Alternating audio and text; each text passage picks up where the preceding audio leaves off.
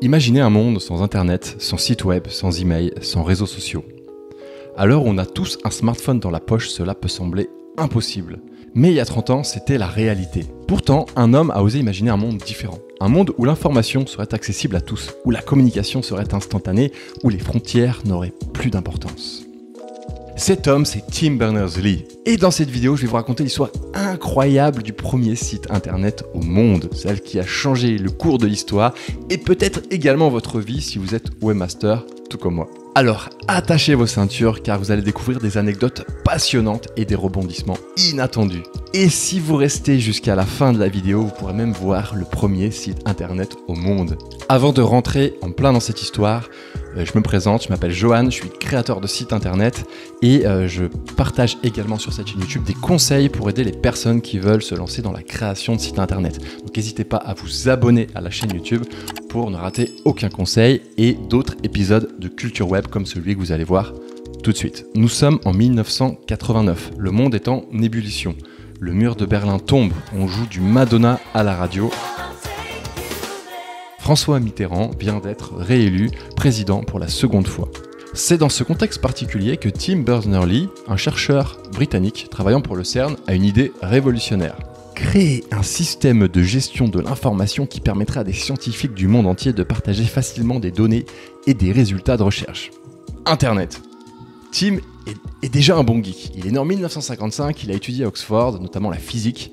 Il est déjà pas mauvais. Dans son temps libre, il fabrique par exemple son premier ordinateur, une composition entre un microprocesseur Motorola 6800 et une vieille télévision. Genre de truc facile à faire. Durant l'année 1980, il commence donc à travailler pour le CERN en Suisse. Vous savez, le CERN, c'est cette espèce d'endroit où on a fait un grand cercle et on essaye de faire collisionner des particules pour reconstituer le Big Bang et la matière noire. Le 13 mars 1989, Tim a une idée qu'il travaille et il décide d'aller frapper à la porte de son boss, Mike Sendall. Et là, il lui dit « Hey Mike, j'ai un nouveau projet. Créer un système de gestion des informations générales sur les accélérateurs et les expériences faites au CERN, basé sur un système hypertexte distribué. » Traduction, Tim veut créer un espace accessible pour tous ses collègues du CERN afin de faciliter la communication et les travaux des chercheurs. Un mini-internet. Son boss, Mike, qualifiera le projet de vague mais prometteur. Tim est chaud comme la braise et se lance alors dans la création du premier site internet au monde. Pour la petite anecdote, il utilise un ordinateur Next. Next, c'était la nouvelle boîte de Steve Jobs à l'époque où il venait de se faire virer de chez Apple. Tim commence donc la création de son premier site internet en prenant les différentes briques de technologie disponibles à l'époque. Le TCP, protocole utilisant des petits paquets de données envoyés sur un réseau pour communiquer. Le DNS, un genre d'annuaire téléphonique pour les serveurs web. Il convertit les noms de domaine en adresse IP. Le principe hypertexte, le fait de lier des documents ensemble via des liens.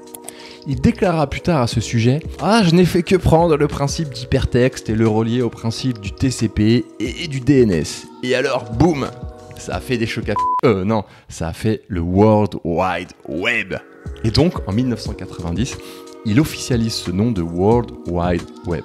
Puis, voyant l'effervescence du projet, d'autres poteaux le rejoignent. Ensemble, ils améliorent la proposition de départ et la matérialisent. À partir de 1990, ils développent les piliers du web tels qu'on les connaît aujourd'hui, à savoir l'Hypertext Transfer Protocol, bien connu sous le nom HTTP, avec un serveur web et la gestion d'URL. L'Hypertext Markup Language, mieux connu sous le nom HTML, qui à l'époque était basé sur le SGML, le langage de balise de l'époque. Et avant de concevoir et visualiser leur premier site internet, ils ont dû également concevoir un serveur web. Et pour ça, ils ont développé leur premier serveur web qui s'appelait le CERN HTTPD et qui était codé en Objective-C. Et il avait la classe.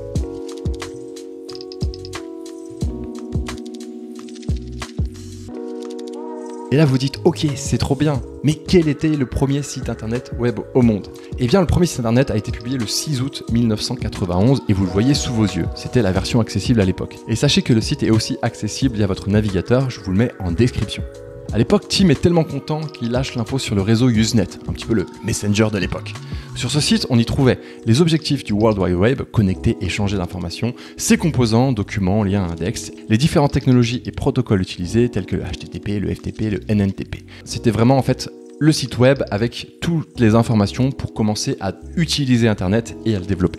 Ensuite, le projet va évoluer très rapidement. En 1992, Tim souhaite déléguer son bébé dans le domaine du public et commence à faire impulsion sur le CERN. Cette même année, 26 sites web seront créés et ajoutés sur le réseau, dont le premier site français, un bon vieux site de geek que vous avez sous vos yeux. En 1993, le CERN renonce aux droits d'auteur sur les logiciels du WWW et laisse ses projets dans le domaine public. Des nouveaux navigateurs web apparaîtront sur le marché avec la possibilité d'afficher des images. La folie quoi. Voici par exemple le navigateur web NCSA Mosaic. Mais si vous voulez en savoir plus sur l'histoire des premiers navigateurs web, abonnez-vous à la chaîne YouTube pour ne pas rater le prochain épisode de Culture Web. En 1994, Tim crée le W3C pour mettre tout le monde d'accord. C'est un genre de standard pour standardiser le web. Et ce W3C aura pour slogan « Un seul web partout et pour tous ». Et voilà comment aujourd'hui vous êtes en train de regarder cette vidéo. Ce projet a changé la face du monde et notre manière de communiquer. Il a également créé de nouveaux emplois et influencé des tonnes de vies. Personnellement, j'ai eu mon premier ordinateur en 1998 et j'ai très rapidement eu Internet, ce qui m'a permis de développer une véritable passion pour la création de sites Internet. Si Internet n'avait pas existé, je n'aurais donc logiquement jamais fait de site Internet, je n'aurais pas pu me lancer en tant que freelance, je n'aurais pas pu voyager en travaillant et j'aurais sans doute jamais pu faire cette vidéo. Merci Tim. Voilà pour l'histoire du premier site web au monde et ces premiers épisodes de cette web série Culture Web qui a pour but de retracer l'histoire de l'internet et d'étoffer votre culture du web. J'espère que cette vidéo vous a plu et n'hésitez pas à me dire ce que vous en avez pensé dans les commentaires. Pensez aussi à vous abonner si vous ne souhaitez pas rater les prochains épisodes qui sortiront sur cette chaîne YouTube. Enfin, si tout comme moi vous êtes intéressé par la création de sites internet et que vous voulez en faire votre métier, peut-être notamment en tant que freelance, je vous invite à découvrir une formation gratuite que j'ai créée qui permet de découvrir le métier de webmaster en 7 emails. C'est le premier lien dans la description, vous avez juste à vous inscrire et vous recevez directement le premier email dans votre boîte aux lettres. Merci pour votre attention et à très bientôt dans une nouvelle vidéo.